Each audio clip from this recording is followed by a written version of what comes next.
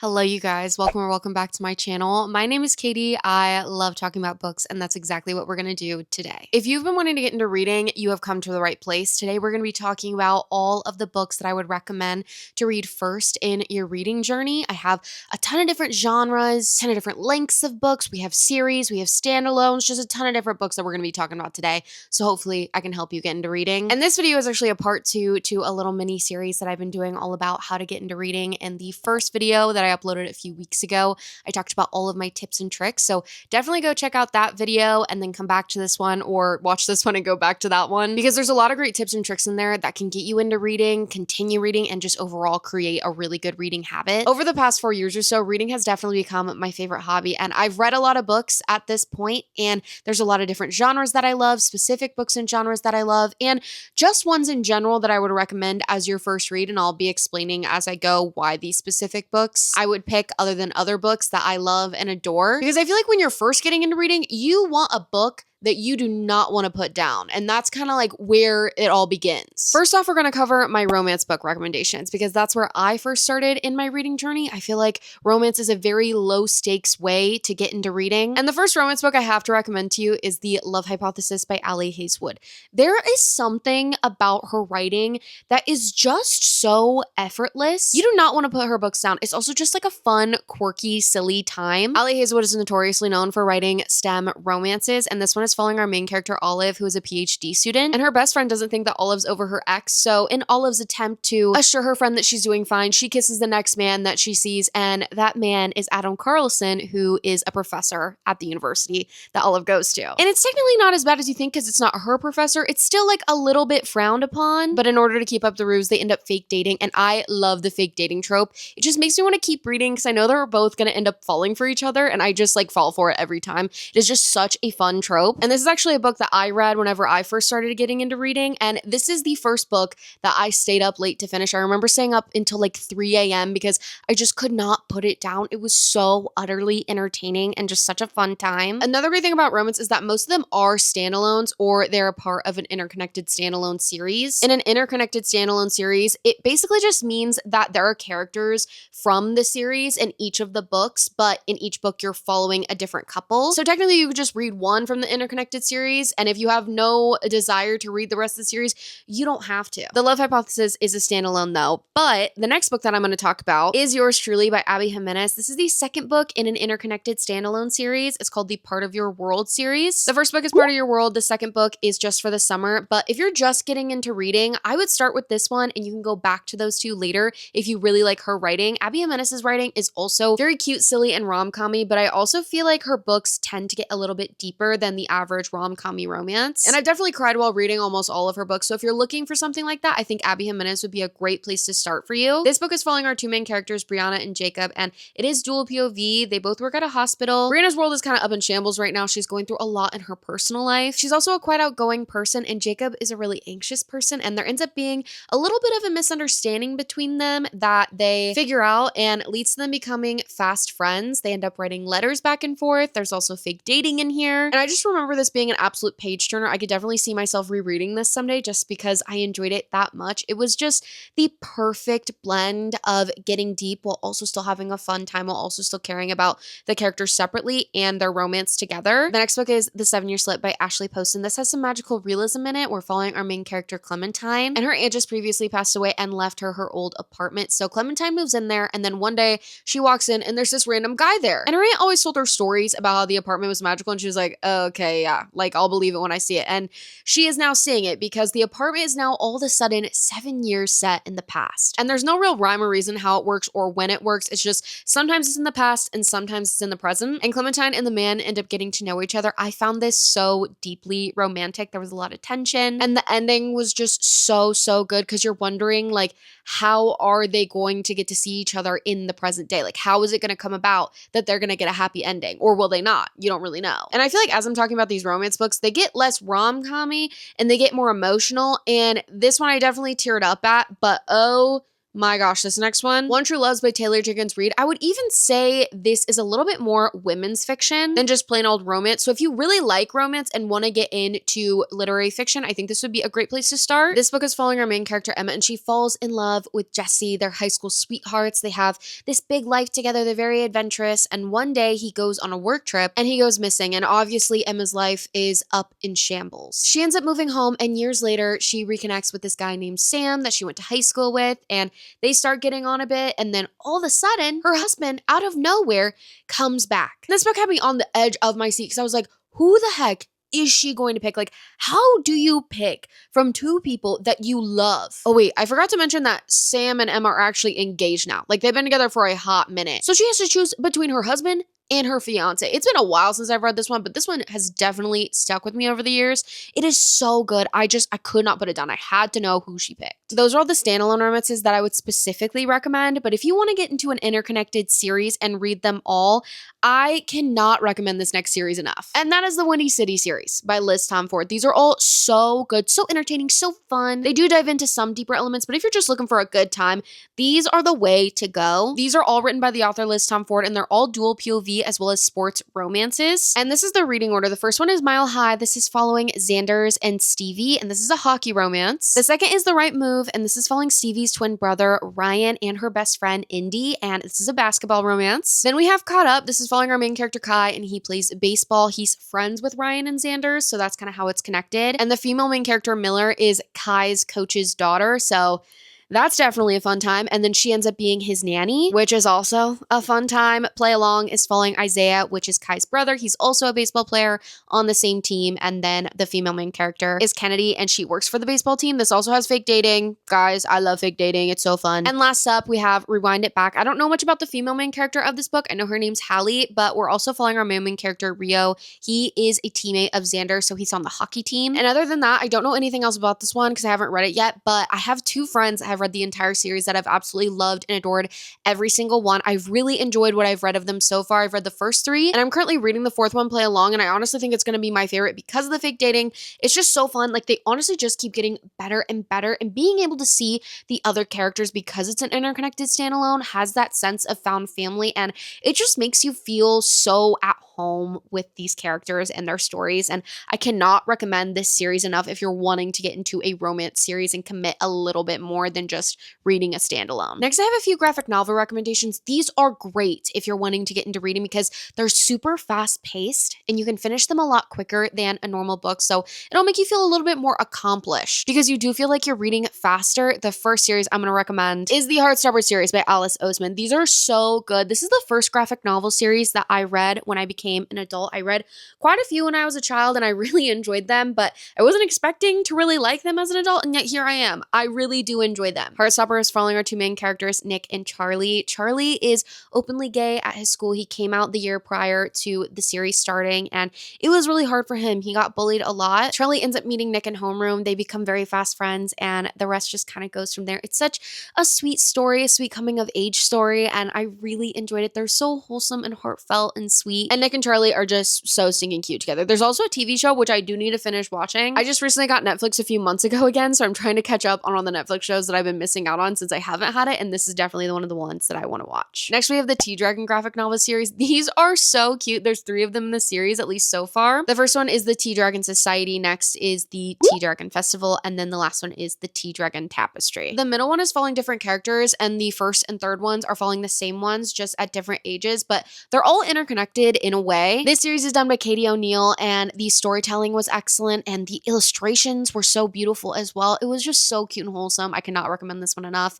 The next one that is also really cute and wholesome is the Garlic series, I guess, by Brie Paulson. We have Garlic and the Vampire first, and then Garlic and the Witch, and this is just about a little Garlic that has become a personified version of Garlic, and she's very anxious, and she has to go on this journey and really tackle her anxiety head on. The illustrations and the storytelling were so well done. Brie Paulson did a great job with these, and just like with all of these graphic novels, I cannot recommend them enough.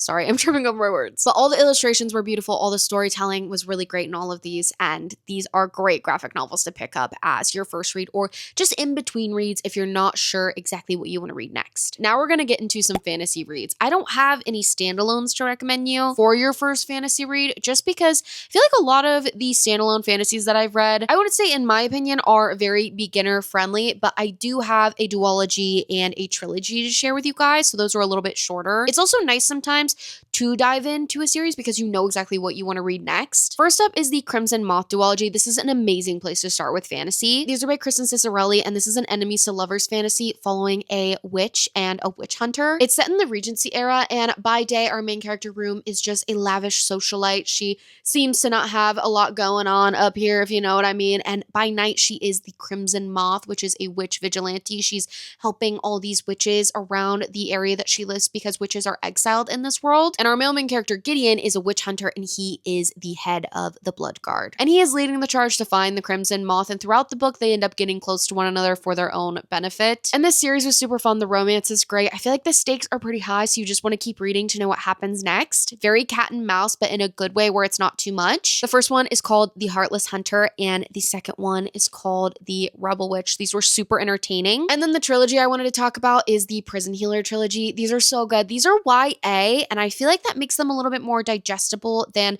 an adult fantasy because adult fantasy can get really long. These are short and sweet and honestly the perfect size. I feel like Lynette Noni did an amazing job with storytelling in these books. I'm just going to hold up the first one for now while I'm talking about it because my hands are cramping if I'm going to be honest from holding all the series. But this is following our main character Kiva, and she is in fact the prison healer. She ends up getting sent to this prison when she was very young because of a misunderstanding, and now she is a little bit more grown up. And all of a sudden one day the Rebel Queen ends up getting captured and taken to the prison that Kiva's at. And the Rebel Queen has a deal where if she goes through these trials, then she can go free from the prison. But the Rebel Queen is really sick, so Kiva offers to stand in and do the trials in her place. And the first one I really enjoyed. It was really good, but I feel like this series really shines with the second and third books, The Blood Trader and The Gilded Cage. I said those out of order. The Gilded Cage is the second book and The Blood Trader is the third book. The subplot of romance in here is really good. The found family though is really where this series like shines. And to me, this series is the perfect YA fantasy series. It is just the epitome of YA fantasy. And I recently finished that series maybe like 6 months ago, and I'm 25, and I don't really love books whenever they feel super young adult, but those don't feel too young adult to me. In the first video, one of my tips whenever looking for books to read was to read something nostalgic. So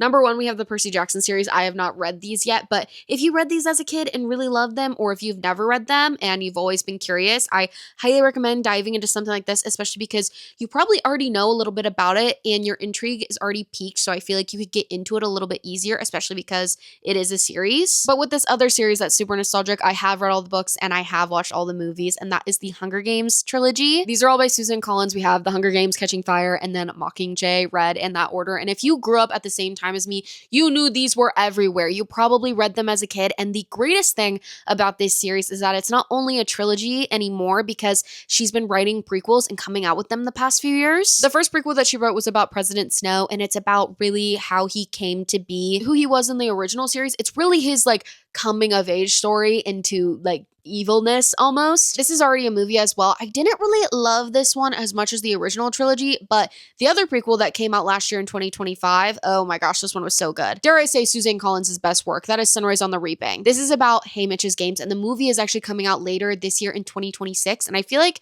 whenever I have a book to read and then a movie to go watch, it makes reading it that much more exciting. And to me, if you loved The Hunger Games growing up, maybe you just watched the movies or maybe you read the books as well, I think this would be a great place to start for you because you already have a basis of nostalgia and feelings towards the series and the characters that rereading the original trilogy or going into the prequels is just going to mean that much more to you, and it's going to make you even more invested in the story. Next, we have mystery thrillers, and I don't have a ton to recommend to you in this genre just because I'm slowly getting more into this genre, and that is mainly because I am just a big old scaredy cat, and I get scared reading these, but these are the ones that I could stomach and the ones that are making me want to read more. And the greatest thing about this genre is that they're so fast-paced that you do not want to put them down. I think about half of these books I read in a day or two. The first one I read in a day, and that is On a Quiet Street by Serafina Nova Glass. This is an adult mystery thriller, but I could stomach it because it almost feels more drama filled. It definitely had my adrenaline pumping and there were definitely things happening, but it wasn't like I can't sleep at night. This is following 3 different women who live in this small town in the same neighborhood, and they all live across the street from one another, and they each have something going on in their lives that can be a little bit dramatic and scandalous in a way, but they all end up teaming up towards the end to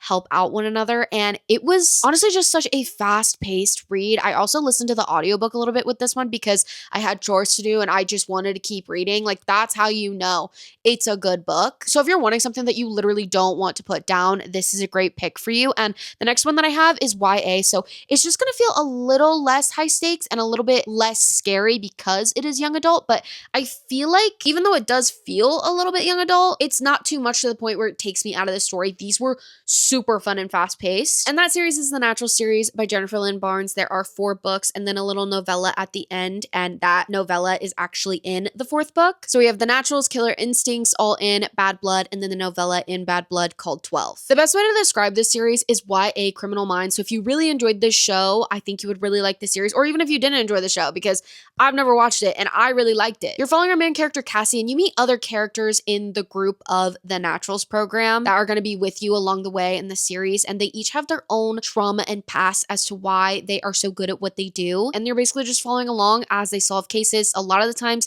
it gets a little bit more high stakes than you would expect, but it's really well done and they were super entertaining. I think 2 of these I finished in a day or two. I believe the middle 2, The Naturals, I read I think maybe like 3 years ago, and then I recently finished the series last year just because I didn't know if I could handle the series. And then when I picked it up last year again, I just could not stop reading them just because they were so fast-paced and fun and great palate cleansers. And also the chapters are really short. If you feel like nothing is really keeping your attention while you're reading, I think a mystery would be a great place to start for you. I have 2 literary fiction book recommendations. These are both very short and sweet, but also do pack an emotional punch. They're also both very wholesome, very like each other. Like if you liked one, I think you'll like the other. The first one is The Storied Life of A.J. Fikry by Gabrielle Zevin. This is following a grumpy old man whose life is just kind of going through a downward spiral. He owns a bookstore. He lives on this little island. Just things are not going well for him. But one day something shows up at his doorstep that absolutely changes his life. There's also a little bit of a mystery element in here too that was quite intriguing. I feel like this is a very cozy read, and the ending had me absolutely sobbing. I really did enjoy this one. And then next up, we have The Wishing Game by Meg Schaefer. This is following our main character, Lucy. She's a teacher, and one of her students, Christopher, is in the foster care system, and she really wants to adopt him. She's just bonded with him so much and really wants to be his mom. And they've really bonded over this book series. A new book in the series hasn't come out for quite a while when all of a sudden the author announces that he's going to hold this competition for the last book in the series. And the person that wins is the only person that gets to decide what they want to do with that book. If they want to publish it, keep it to themselves. There's just so many options. They own the rights to the book basically, and they can keep the money from that. And Lucy ends up getting chosen for this competition, which is a great opportunity for her because the money from selling the rights to the book can get her enough money to adopt Christopher and have an actual home with him and to be able to fully care for him monetarily. The subplot of romance in here was amazing. The found family in here was so good. It was just such a sweet and wholesome story. And both of these books are also under 300 pages. And the last genre, but certainly not the least, because I feel like it is slowly become my favorite genre, we have historical fiction. We're going to start with the first historical fiction that I read when I first got into reading. I have never stopped thinking about this book, and it really just started it all, which is Daisy Jones and the Six by Taylor Jenkins Reid. This is set in the 70s, and you're following a band called Daisy Jones and the Six and how they came to be. It's just their whole story. The most intriguing part about this book, though, is that it's done in interview style. So you get the perspectives of all the different characters, and you get to know exactly how they felt about certain things going on. I still have never really read anything like this. It's so entertaining, so fast-paced because of the interview style. It's so messy and the characters are imperfect, but because of that and me wanting to know what they were going to do next because you never had any idea what they were going to do, I just could not put it down. Then we have the Unselected Journals of Emma M. Lyon. I have the first 4 right here, but there are currently 8 out in the series. If you really like Bridgerton, I think you would really like this series because it's also set in the Victorian era. In each book, you are following the day-to-day of our main character, Emma M. Lyon, and basically just reading her journals. I will say it is very character-based, so when I first started it, I wasn't too into it, but once I got like 30% into the first book, I just kept on loving it more and more. The characters in here are so interesting, and what they decide to do is just super funny. It's very witty and charming and can be a little bit outlandish and silly at times, but I feel like that adds to the charm of the series itself. As you can also see, they're pretty short. None of the ones in the series that I've read so far have been over 300 pages, so we love a book that's short and sweet. The subplot of romance is amazing, as is the found family, and I just feel like the more I read this series, the more I want to read of it. And then last but certainly not least, we have a favorite author that I found last year, which is Kristen Hanna. I have 2 books by her that I would recommend to be your first 2 reads from her. I would probably start out with Firefly Lane. Her writing is just so captivating and bingeable. You just don't want to put her books down, but these books do pack a punch. If I'm being completely honest, I have uncontrollably sobbed to every single book that I have read by her. Firefly Lane is following 2 friends, Tilly and Kate, and you get both of their perspectives, and you're just following them throughout their lives when they meet, as they grow up, as they have kids and meet partners and different job things that are going on. And it's really just about how friendship changes over the year and 2 best friends coming together at the end of the day, just because they love each other no matter what. I feel like Kristen Hanna has a way of writing imperfect characters that you just end up loving because they're so human, so good. And then The Great Alone, which is my favorite book by Kristen Hanna. Please read trigger warnings before you pick up this book. The found family in this book is also super incredible. You're following our main character, Lenny, and her parents decide to up and move kind of randomly in the 1970s to Alaska, and they're going to live off the grid. There's a lot of different stuff